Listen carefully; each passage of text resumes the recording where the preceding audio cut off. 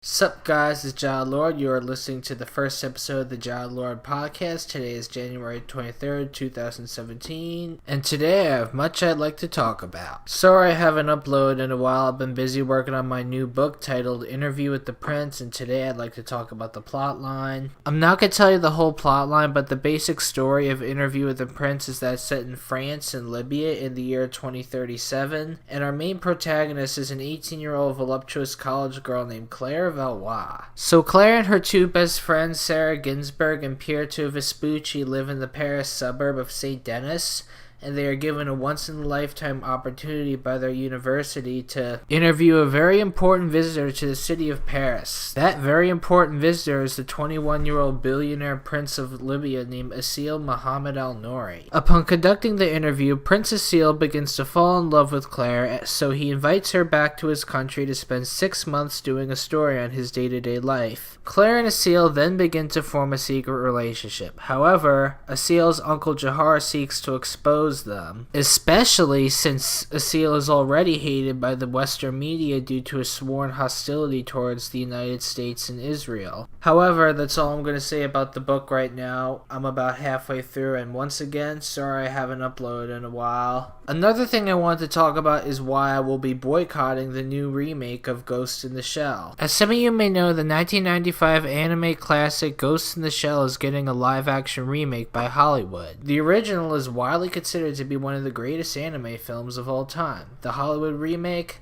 Not so much. At least in my opinion. The remake is directed by Rupert Sanders, who previously directed Snow White and the Huntsman, and stars Scarlett Johansson as Major Motoko Kusanagi, the lead role. What's wrong with this, you may ask? Well, for starters, Motoko Kusanagi is a Japanese character, and Scarlett Johansson is as white as you can get. Nothing against her acting ability, but you really shouldn't have a white person trying to play a Japanese character, in my opinion. That's something called whitewashing. Whitewashing is the process in which Hollywood casts predominantly white actors in roles that should be going to people of color and minorities. They often cast big names that they think will make them the most money, instead of casting accurate roles. In the case of Ghost in the Shell, they cast Scarlett Johansson because her name brings in big bucks no matter what movie she's in, and Hollywood isn't too crazy about live-action anime remakes. One thing that was really upsetting though is that they used CGI to make Scarlett Johansson look more Asian. Why couldn't they hire an Asian to play the role of Motoko Kusanagi? This reminds me of another film that I previously boycotted called Exodus Gods and Kings, which was about the book of Exodus from the Bible. Exodus Gods and Kings had Christian Bale as Moses and Joel Edgerton as Pharaoh Ramses II, along with a white lead cast, and they cast all the black and brown actors in roles such as the thieves, assassins, guards, and other lowlifes in the movie. The worst part about Exodus Gods and Kings was perhaps the director Ridley Scott's reaction to the boycott. Ridley Scott said, quote, "I can't mount a film with this budget where I have to rely on tax rebates in Spain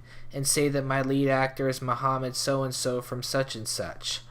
He also told people boycotting the film to, quote, "get a life." I previously got the anime film version of Ghost in the Shell as a present for my 15th birthday, and that's one of the films I grew up on. And to see it turn into a whitewash is just sad. America should have moved past this by now, but we haven't. So when the Ghost in the Shell remake comes out in theaters, I will be watching the original at home on my PlayStation 4 in my bathrobe and underwear, enjoying a delicious hot pizza and a glass of wine. Another thing I want to talk about on the podcast is the Overwatch Chinese New Year event. I'm a huge fan of the video game Overwatch. It's set in the distant future and you get to travel all over the world and play as these really cool characters from all these corners of the earth. It's been announced that Overwatch is doing a Chinese New Year event with some really cool prizes and really cool character skins. So far the characters Mei and Diva have gotten Year of the Rooster skins, but what I'm really hoping for is Mercy to get a Year of the Rooster skin. When Overwatch did their Halloween event, Mercy got this really cute witch outfit that I found so adorable. The Overwatch Year of the Rooster event begins on January 24th, which is tomorrow, and ends on January 31st. Unfortunately, my computer doesn't meet the minimum system requirements for my new Elgato capture device so I could record gameplay, so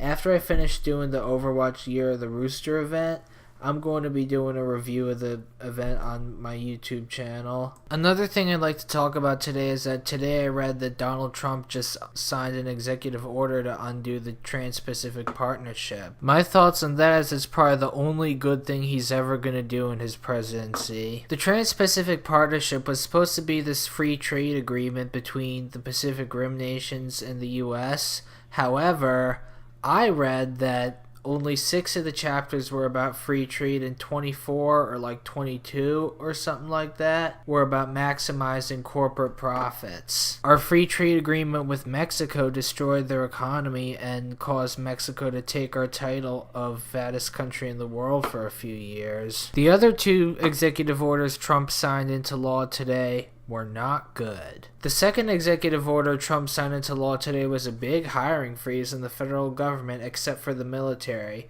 meaning that only the military-industrial complex and their endless wars will have job openings at the government. Of the 3 executive orders Trump signed today, the third one was by far my least favorite. Today, Trump signed an executive order ending funding for international and domestic programs that promote abortion as an option. This does a lot of damage to people in third world countries and conflict zones who don't have access to safe abortion practices and are going to have to resort to dangerous tactics if they want to end an unwanted pregnancy or if the mother's life is at risk and whatnot. It really is a sad world that we live in today, and Trump is making it a lot worse. I'm not quite done yet, guys. There's one last thing I want to talk about before ending this podcast. I was very disappointed at the AFC Championship game last night. Steelers lost 17-36. Not to mention our star running back Le'Veon Bell got a quad injury. Hopefully it's not torn. I ended up missing the first half of the game because of work and whatnot, but during the second half of the game I saw a lot of incomplete passes on the Steelers and saw some serious turnovers. It seemed like the Steelers were doing the same play over and over again.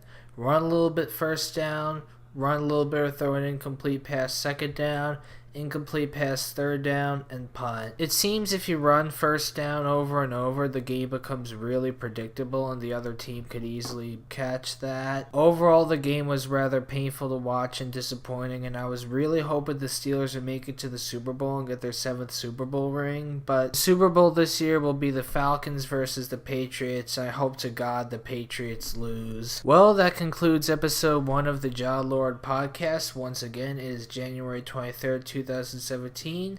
Peace.